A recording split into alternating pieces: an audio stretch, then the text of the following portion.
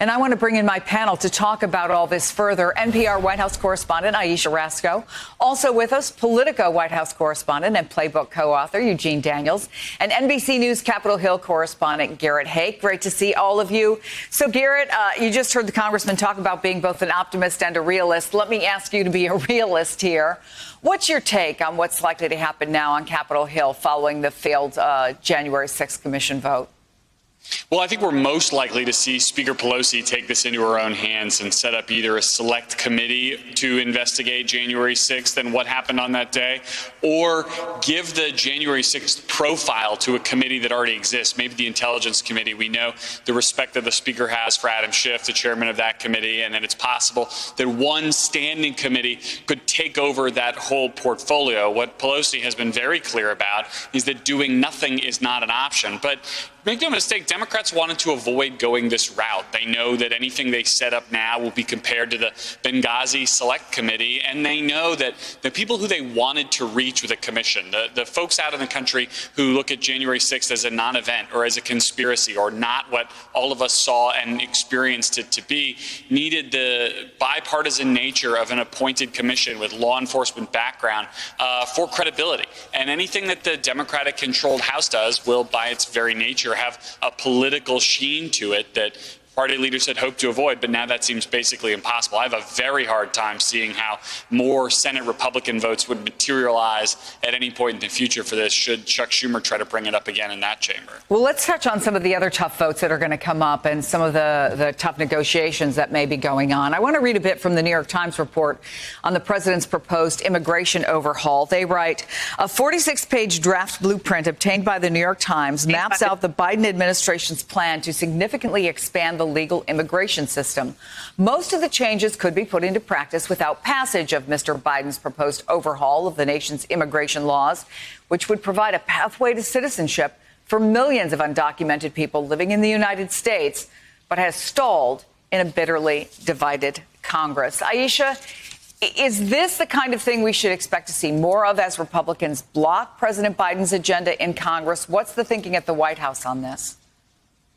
Well, I think what they have tried to do is they've tried to put forward this idea of bipartisanship. They've tried to lean into this idea of putting forward things that much of the country can support and calling that bipartisan, and not as much into making sure you get Republican votes. That's what they did for the COVID relief. Right now, they are trying and doing negotiations to try to bring Republicans along for infrastructure, but they're very far apart. And on issues like immigration, Congress has not been able to pass anything serious on immigration in years. And so that was always going to be a heavy lift. And so what this administration has said is that they are not going to just sit on their hands. If they cannot get things done, they will try to get things through Congress. If they can do things through reconciliation. For an issue like immigration, yes, I would fully expect that you could see more executive action. As we have seen in the past two administrations, you've seen presidents take a lot of executive action because immigration is an issue where a president has a lot of authority. So you could see that, because getting Congress to move is going to take a lot of time and a lot of effort. And Congress has not shown, especially on tough issues like that, that they are able to come together and pass big legislation. And Eugene, I mentioned before that Secretary Buttigieg effectively laid out a deadline for infrastructure negotiations with Republicans. I want to play some of what he had to say and get your reaction on the other side. By the time that they return, which is June 7th, just a week from tomorrow, we need a clear direction. I think we are getting pretty close to a Fisher cut bait moment. We believe in this process, but also very much agree that this can't go on forever. The American people want results. I mean, is that where we are? Do you think, Eugene, a Fisher cut bait moment, or are these negotiations essentially over already? Where are we? Well, I mean, when you have the Senate minority leader saying that, his 100% of his efforts is going to be to stop this administration, you kind of started there, right? We started at a place where it's hard to see how there's going to be a bipartisan deal, because Republicans, you have to find 10 Republicans that sign on board with anything. And so, like Ayesha was saying, this is a White House that has been wanting to find a bipartisan deal, especially when it comes to infrastructure.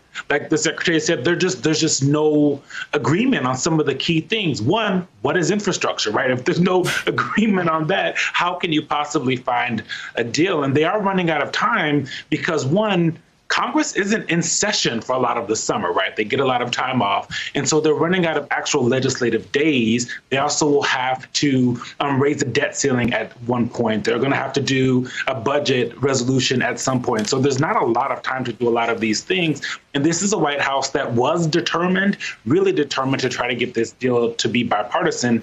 But there's just not, it started where we thought it would be, right? We thought that it was always going to be them work really hard, try to get the bipartisan deal, and then it not come to fruition. So now the question is, for those people like Joe Manchin and Kristen Sinema, has the back and forth been enough that they can now move on and say, okay, let's get this done through the reconciliation process? Yeah, what are you hearing, Garrett, about that? Because I saw you nodding when Eugene was talking about what's the definition of infrastructure, which is, brings up some of the key points that Democrats really want to push through on this, that Republicans say have nothing to do with infrastructure. Do you see wiggle room here? Do you see negotiating room here? Not a lot. I mean, look, we've been doing this for months now, and Republicans have never moved on the broader picture of what is infrastructure. Democrats, the White House continue to insist that things like the electric vehicle portions of this package should be in there. The elder care economy should be in there. Republicans have never touched that. They've expanded the amount of money and the time frame in which they're willing to spend it on what they believe is traditional infrastructure. Likewise, the two sides have never come within shouting distance of each other on how to pay for infrastructure. Republicans were never willing to touch changing any element of the 2017 tax bill that they passed in the last Congress. And Democrats haven't been willing to adjust taking things out of the COVID relief bill that they just passed in this conference. To me, this is a question for the White House. The White House is ultimately going to have to decide if they think they have 50 votes for any of this, or else the negotiation show will go on. Republicans can't do this on their own, right? They're in the minority party here. Shelley Moore Capito, some of these others I know really want to see investment in their states. But if the White House walks away and decides to go their own way, that's their call if they have 50 votes. And unless and until that's the case, I think you could see these talks blow through this, imaginary soft deadline of next week because nobody wants to walk away from talks to then do nothing. To Eugene's point, there is vanishingly little time left to get anything big done this year in Congress, although it's only just now about to be June. And Eugene, let me, in the last 30 seconds, ask you what you're hearing about where we are with police reform. Obviously, speaking of deadlines, they didn't make the one that the president set for it in his State of the Union address, but could this still happen? Yeah, absolutely. Republican Senator Tim Scott said June or bust. It's June tomorrow, so they have a little bit more time to get that done. And both sides on police reform are finding more common ground. They sound more optimistic than literally anyone else working on Capitol Hill on any issue. And so I do see something possibly coming. Whether or not it will appease both sides is going to be an open question, because you have Republicans who, as long as Tim Scott kind of signs off on it, say they're probably going to do it. However, the progressive wing of the Democratic Party is going to have a lot of questions on things like whether or not you can sue a police officer after someone dies in police custody. So there's a lot more that has to be worked out after the deal is even done.